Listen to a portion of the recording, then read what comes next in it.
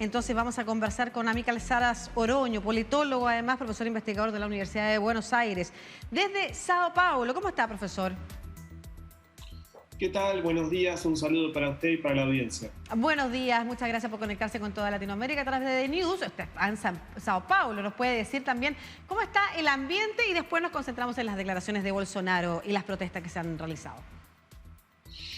Bueno, aquí en la ciudad, el domingo a la noche, cuando se conocieron los resultados, se generó espontáneamente un masivo, digamos, direccionamiento a la Avenida Paulista. Fue una algarabía muy espontánea, cómo tomaron las calles en esta ciudad, que fue, digamos, también es el origen político de Lula, ¿no es cierto?, como sindicalista y luego como presidente y miembro del Partido de los Trabajadores.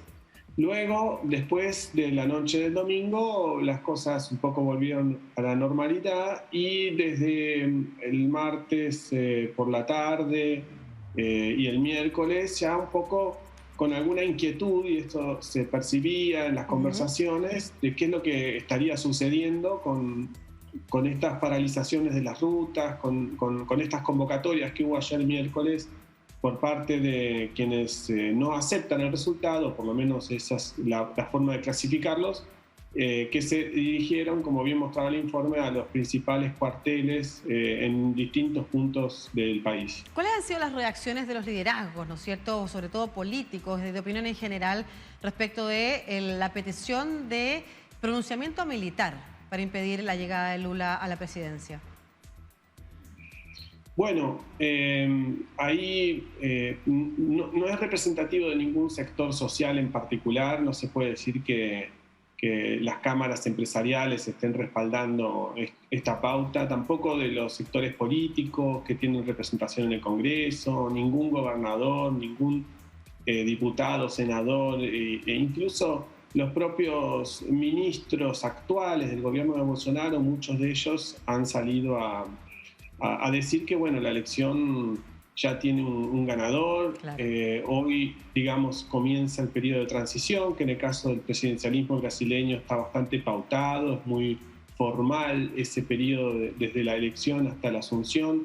Es decir, no se puede encontrar un respaldo específico ni muy contundente. Más bien pareciera ser un grupo, quienes se convocan, quienes se autoconvocan, quienes están allí. Habría que separar entre quienes fueron a los cuarteles y quienes bloqueaban las rutas. Ahí habría una diferencia quizás que puede mostrarse. Ahora, la pauta, si bien es una pauta, la de la intervención militar o la convocatoria a una medida excepcional que está contemplada en la Constitución, pero por supuesto no hay ningún tipo de condiciones, no hay ninguna conmoción interior que así lo amerite, todo lo contrario, lo que sucedió es un resultado electoral ajustado, es cierto, pero admitido incluso por el propio presidente, que ayer salió a aclarar que no convalidaba ese corte de las rutas. Bueno, este sector que está allí probablemente con el paso de los días vaya perdiendo fuerza, ¿no es cierto? Claro, ahora como politólogo también, ¿cómo evalúa usted y analiza más en detalle las declaraciones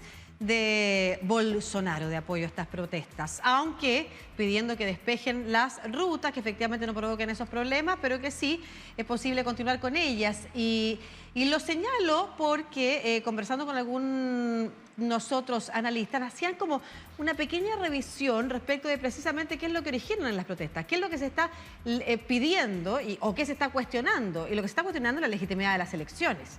No es una protesta que mencione algo relacionado con la crisis social, económica del país, o como vemos en otros países, en particular aquí es la legitimidad de las elecciones. Desde ese punto de vista, ¿las declaraciones de Bolsonaro ayudan o no a darle fuerza al proceso democrático?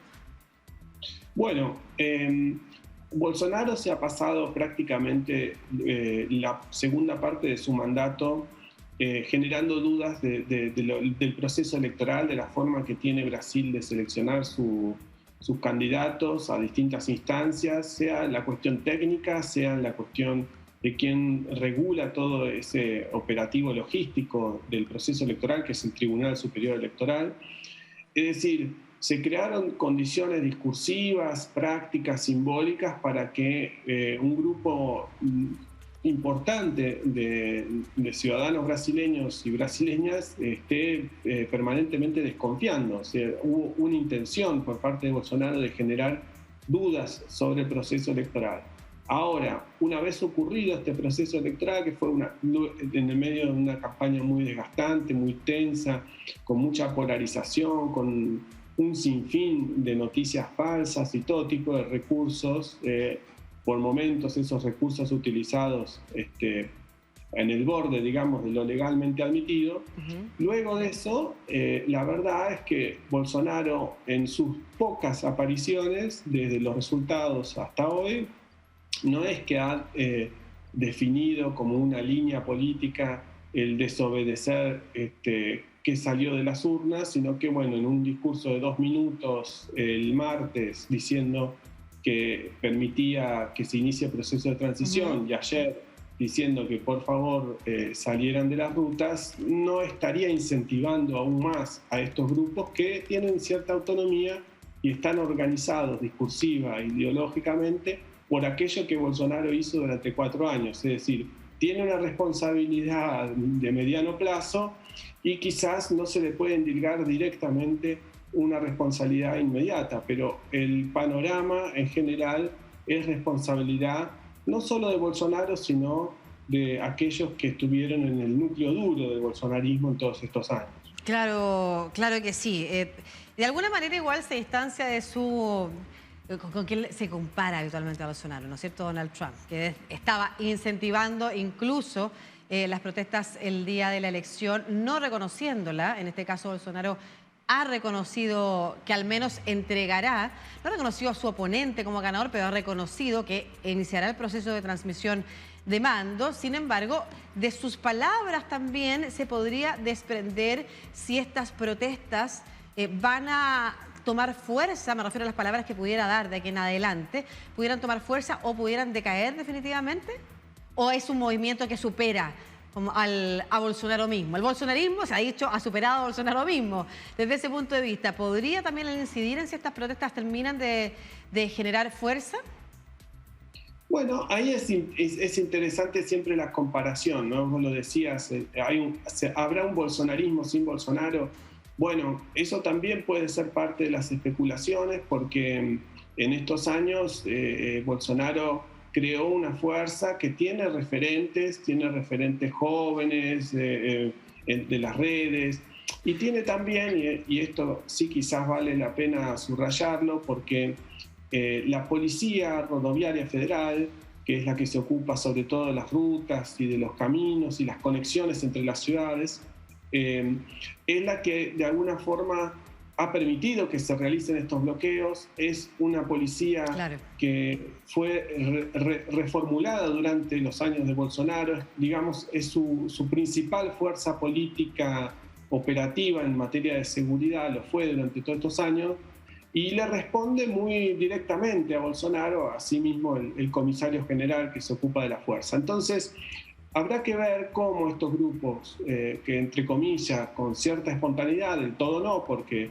vienen organizados a través de un discurso que viene desde hace varios años, se combina con sectores que han tenido una identificación muy fuerte, sectores, digamos, de las policías o de las propias, hay círculos militares que también son los que convocaron justamente a las movilizaciones de ayer a los lugares de la representación militar. Entonces, habrá que ver cómo también fuerzas existentes dan respaldo o no a estos sectores.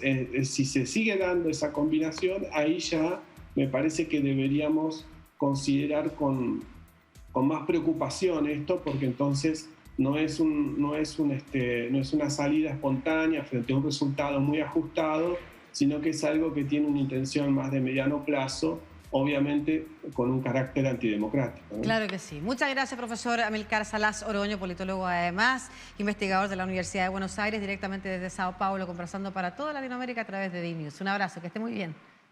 Un abrazo, hasta luego.